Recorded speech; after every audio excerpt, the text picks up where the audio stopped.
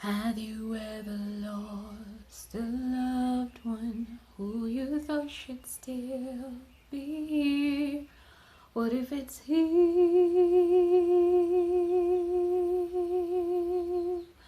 What if it's God speaking? Hi, my royal family. Welcome back again to my YouTube channel. I know it's been a while. It's been 10 months. Okay, I posted a video last week, but it had been 10 months before I posted that video. And for 8 of those months, I was expecting little baby Jaden Elliot. It all started around September 2020. I took a pregnancy test. Well, I don't know, something just told me to take a test, and then I took a test. Waited for 5 minutes, and there was nothing, and I was so disappointed. And then I threw it into the bin. 10 minutes later, something told me, pick up that strip and look again, and I did, and behold, there were 2 lines. If you've ever been pregnant for the first time, at a time when you're ready, you know the excitement that comes along with that. Oh my God, I was so excited. I was elated. I felt like I was on cloud 9, unbeknownst to me, there were other issues and other challenges coming up ahead. Like, in my brain, I had already started to picture, oh my God, maybe so and so, and deep down in the bottom of my heart, I was hoping it would be a boy. Yeah, so anyway, I told the father of the child, and he was extremely elated, just like I was. Like, we were all ready and we all wanted this child, so we were so excited. So the months went by. Deep down in my heart, I knew, yeah, this is it. I'm now a mom. Like, oh my God. But anyway, I was doing my antenatal from a particular hospital, and I was there for all the 8 months. But being your first pregnancy, and then you have these fears, you have these worries. And I remember the last antenatal visit that made me change my mind and move to another specialist was when it was almost time to give birth and the baby was breech. I asked the doctor what will happen if he's breech by the time it's time for delivery. He told me that is an obvious C-section, and in my brain I was like, oh my God, no. Just knew I was going to push that baby out like nothing. Anyway, so when that doctor told me like that, I felt like there was a lot of negative vibes coming from him. So I sought another gynecologist, and it so happened that the day I went for my antenatal at that new place, the baby had turned and he was in that cephalic position, like head down, ready to pop, And I was like, oh my God, I think this is God speaking. And the lady was so encouraging. She was like, yeah, no, don't worry, blah, blah, blah. And I was so happy. Then she told me, come back after 3 weeks. So I went after the 3 weeks, and on that fateful day, I had a very busy day at work. After work, I had gone to the bank. I was trying to get a loan for something. Then I walked to the hospital, like, oh my God, I was trying to do exercise, all the things you hear of, like, you have to be active, you have to be fit, so that when the time comes to give birth, you're steady. So I go, and she's like, because you're a new mother, we have to do your general body checkup, like the blood, the urine, and all that, HIV and all that. So I was like, fine, it's okay. First, she had taken my pressure, and it was a little bit elevated, but not out of the world elevated. For a pregnant mother, it was 139/85. And then she told me, go for the scan. By the time you come back, you would have relaxed and would get the correct pressure. So I went for the scan and then waited for the results. Then I was called back in. So everything was okay, everything was normal. There was only one red flag. I had proteinuria and it was 3+. So she was worried, and then she's like, let's give you an injection to mature the baby's lungs just in case we need to do an emergency C-section. So I went, and then she gave me tabs for pressure. And keep in mind that I had aspirin at home as well as calcium. So she gives me that injection. I felt really down. I was like, oh my God, we're moving well. But anyway, I went home, ate, and then took the drugs and then slept. At about midnight or 1 a.m., I felt my child kick me ever so gently, like those were his dying kicks. I felt it, but I didn't expect in my life that he would die. Like, no, next after 3 weeks we're pushing you out and that's it. So anyways, all night I wake up, nudge him a little bit, nothing. Turn, nudge him, nothing. I'm like, oh my God, this is so unusual. Like, that's not the Jaden I know. Like, he would kick me.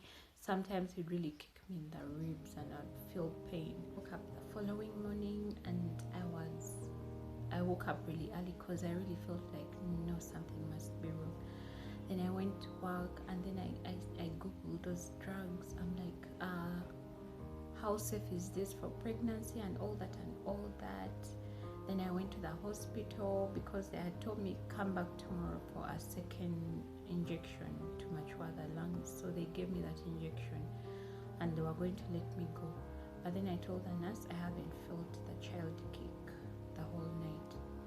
Then the doctor came, put the Doppler on me, and then he told me I'm not appreciating the movements.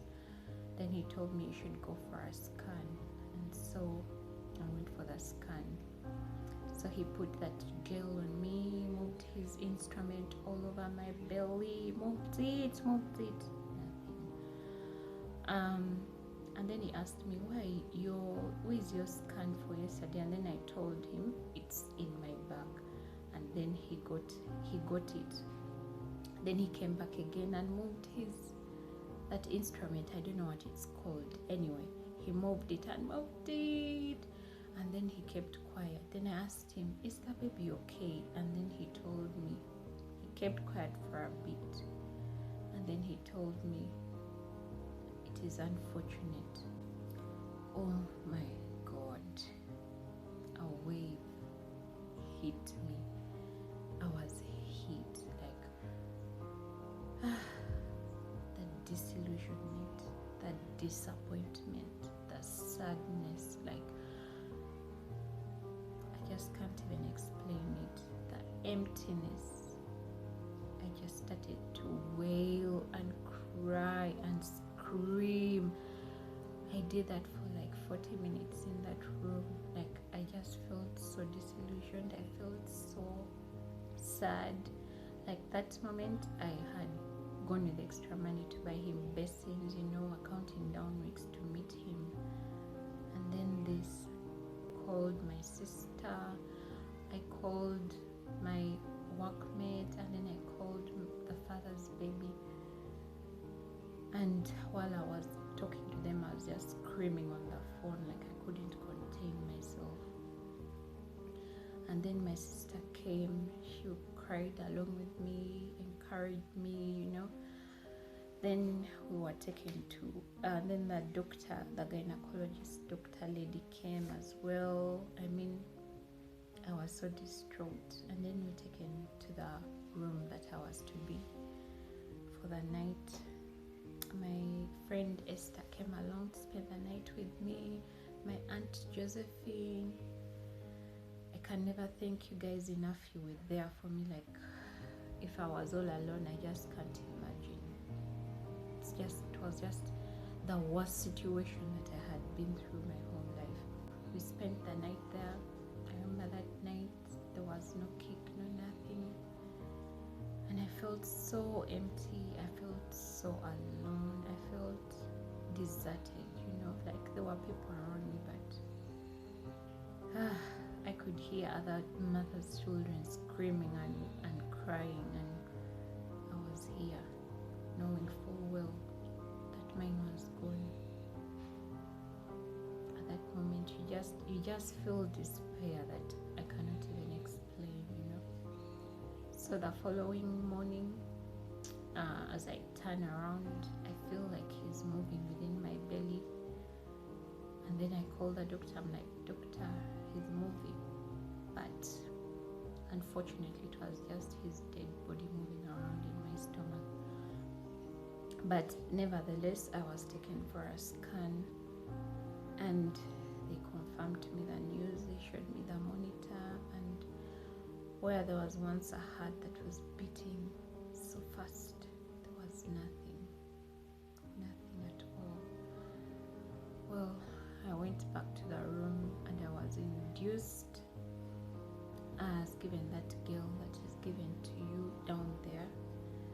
The doctor checked me, centimeters, nothing. There was no improvement. They gave me a few more hours, nothing. And then they started giving me the one that you take orally. So for 2 days, I was taking that medicine 2 hourly, 12 doses, and there was nothing, absolutely no labor pain, no contraction, no nothing. On the second day of taking the medication, the doctor told me, if this does not work, you will have to undergo a C-section. And I told her, okay, it's okay.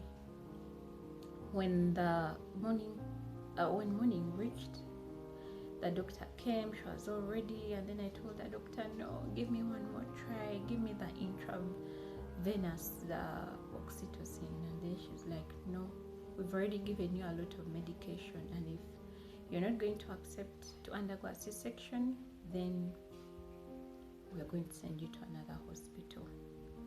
Well, I was already in not the best state. Then I allowed, and so I was taken to the theater, and as I sat and got ready for the operation, put on the gown, I had the most despairing feeling I had ever had. I was like, oh God, you have done me, like you have punished me. If this is punishment, then you have chosen the most suitable, critical, whatever punishment that you had in store for me. I just felt like, oh God, I lost him, and then now I'm going to undergo an operation to remove him, a major operation. I felt so sad. I felt like a huge failure. Anyway, so we went for the operation. They sanitized my back, and I was feeling cold in a way that I have never felt cold before. I was trembling, I was shivering, God, and I was sad. I think I was beginning to sink into depression. And then they gave me the epidural, and then they started the operation. Doctor asked me, what denomination are you? I told him I'm a Christian. He put for me Christian music. And doctor, please, when you're playing music for your patients, I put it at a manageable volume. It was all blasting in my ear, but I didn't even have the energy to tell them to reduce the volume. Anyway, so I could have died on that table, but God sustained me, and He kept me throughout the operation.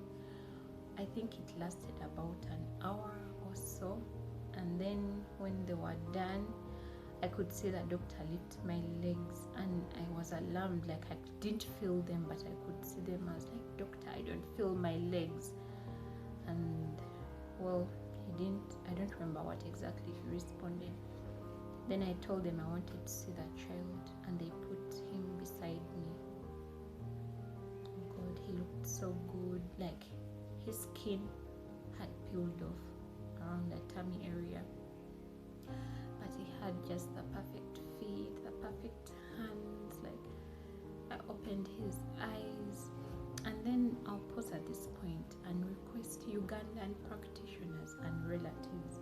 If a mother loses her child, she has every right to spend whatever amount of time she wants with that child. And up to now, I keep on flashing back and trying to remember, how did his feet look like? How did his nose look like? I remember the feet, I remember the hands, but the nose I keep on trying to remember. But at that moment I was really in a state of, like, I wasn't in my right frame of mind. But I would have really appreciated if I had pictures of it.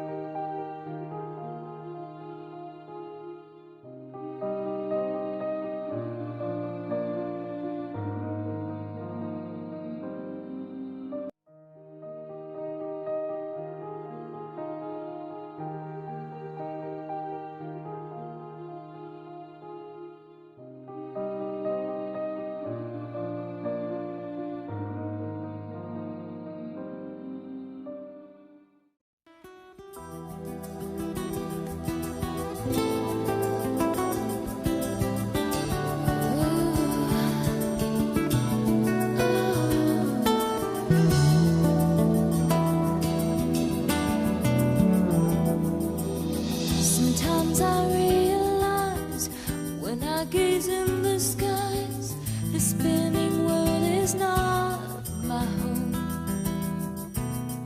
A place of mystery, a land of destiny, is where I know one day I'll go. I dream of beauty I have never seen.